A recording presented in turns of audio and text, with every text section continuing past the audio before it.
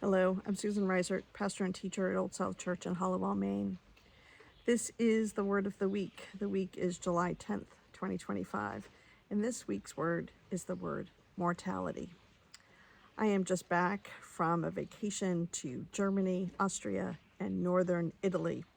I'll probably have more to say about some of the things I encountered during my trip in the coming weeks, but for today, I want to share an item that I saw in a folk museum in Innsbruck, Austria, in the primitive art section. It was a strange piece. It was a towel rack that was connected to sort of a primitive sculpture that was half human being and half skeleton, just so the upper torso and their head.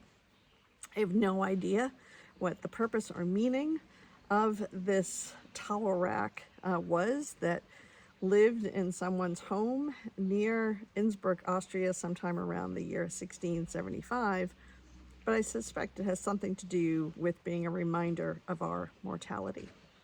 For those of us living in the 21st century, we don't need to go very far, and we don't need that kind of towel rack to remind us of our mortality. We live in a time of terrible violence with wars and chaos and various forms of violence, international, national, in our local communities. And of course, the violence of the natural world as well, showing its torment, and its strength in terrible ways. We are aware of our mortality. So this is a good time, as is every time, to hold in the back of your head something familiar that reminds you of God's love for you. This past Sunday at the end of worship, we sang, "Jesus Loves Me." I found myself really quite moved by it. This incredibly familiar, very simple, old Sunday school song. Here's the last verse from the New Century Hymnals version.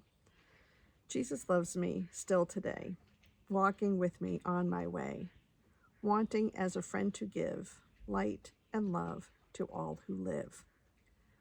So I would encourage you to keep this or another meaningful song or verse, to keep it close as you deal with the frailties and difficulties of this life that we live. If this message is helpful to you, I would encourage you to pass it along, and I'll see you next week.